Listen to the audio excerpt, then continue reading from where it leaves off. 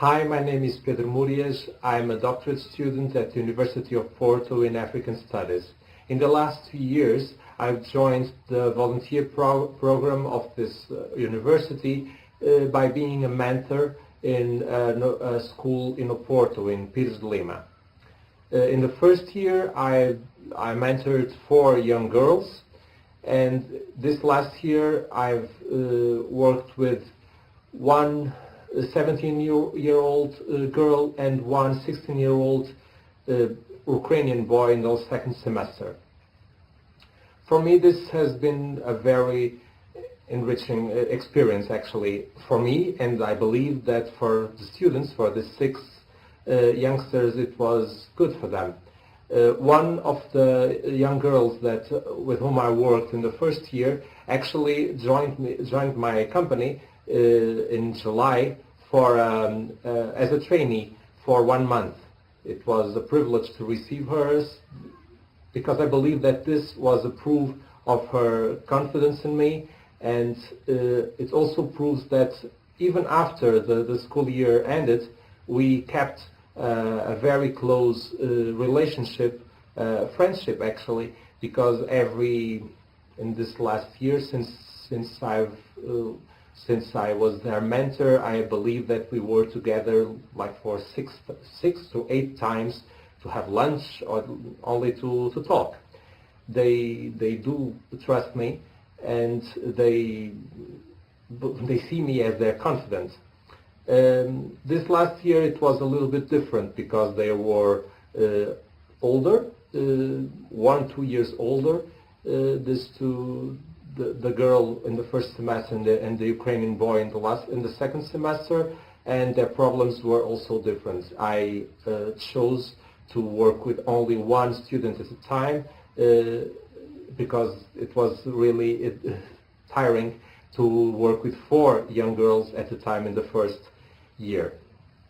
So, to speak about social responsibility that I believe the universities should have, and I am completely confident that the University of Porto does have a lot, actually.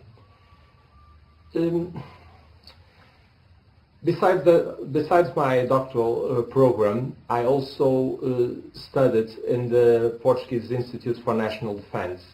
I did the National Defense course and also a course in citizenship and security.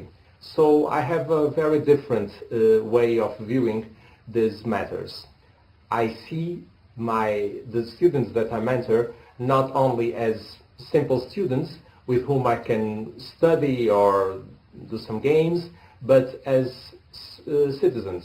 And I try to prepare them to be good, active citizens and to be human beings with dignity. It is a little bit different for me, in fact, because my age is almost double their age. So my age is a lot more similar to the age of their teachers. And sometimes that's difficult because it's natural that they see me as a teacher or as someone as old as their parents or as old as their teachers or as old as the people that they tend not to understand. I try to overcome this problem by telling them that in many ways there are some common points that we have. They see me as a successful businessman, as a successful student, doctorate student actually. That's even a greater problem. They see me as someone who also teaches. That's the truth. I had students, actual students. I taught some classes with students that they were 16 or 15 or 17, so almost the same age as the students that I mentor. And it's easy for them to see me that way. But I have something else to tell them. I know that my social origin, my cultural origin is very different. I've never studied in a public school ever in my life. I attended the German school in Oporto. I attended a private University in Lisbon, and now for the first time I'm passing my doctorate in an official public university. But I have one thing in common with them. I had to live and to deal with bullying even before this word was known for the common society. So it's easy for me to tell them, I know what you are living, I know what you are feeling, I have been there, and I know what it feels like to wake up every day knowing that someone in school is going to try to humiliate you. And actually I know that they are going to be able to actually humiliate you and make you feel an outsider. I lived that way for many years, so I know that's not easy. And I also know that there isn't much that the teachers or the rest of the staff at the schools can do about it, because they simply don't know how. So, talking about social responsibility, being a mentor as a volunteer is always a tricky thing, because many people think that what we do is taking jobs from someone else. I strongly believe that every school should have social workers, of course very good teachers. All the staff should be trained in dealing with social problems, emotional problems. There should be a lot more investment in every aspect of the ways to deal with these youngsters. But we are not there. There should be psychologists, of course, but I don't think that we are taking jobs from anyone, because I do believe that what we do, it's normal to be done by volunteers, because it's a real, true enrichment for us as students, for us as future, every one of us, future job seekers also. I do believe that we have a place in the schools, and this place is by being mentors. But we are not teachers, we are not social workers, and we are not psychologists, so we should do something else.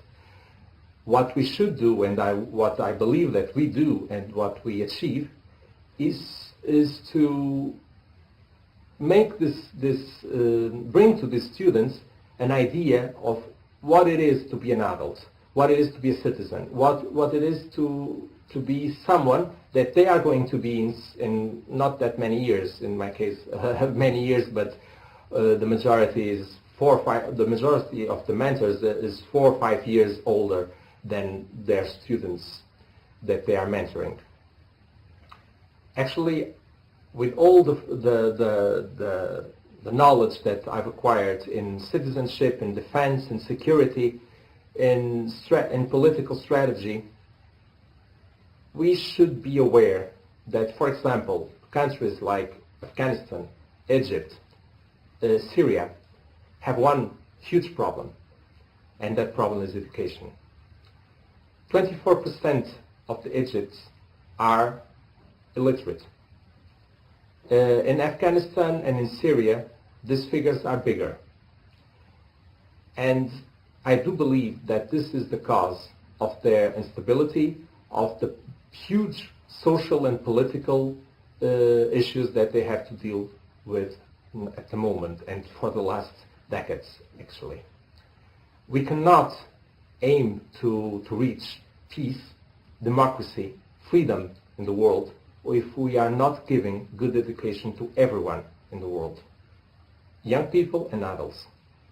And to give this education, it's not only to provide them with every class, every science class and maths class and English class. No, it's to teach them how to be a citizen. It's to teach them how to make choices.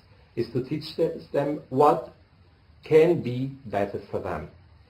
In my experience, this is what they are looking for. They want to know how they are going to live. They want to know how to make choices. They want to have hope.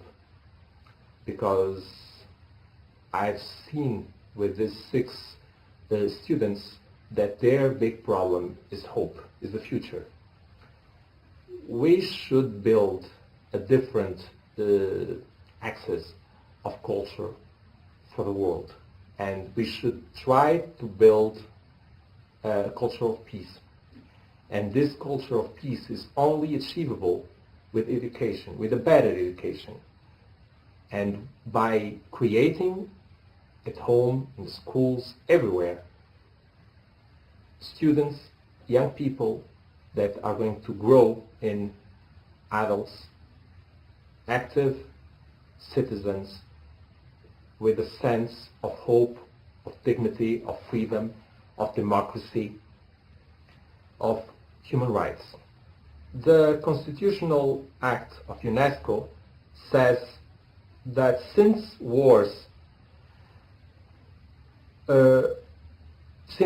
being in the minds of men, it is in the minds of men that the defenses of peace must be constructed. So it is in the mind that we can provide these young people a better future. And I think the only way that we can influence their minds is by giving them a real, true, complete, universal and respectful education. Thank you very much.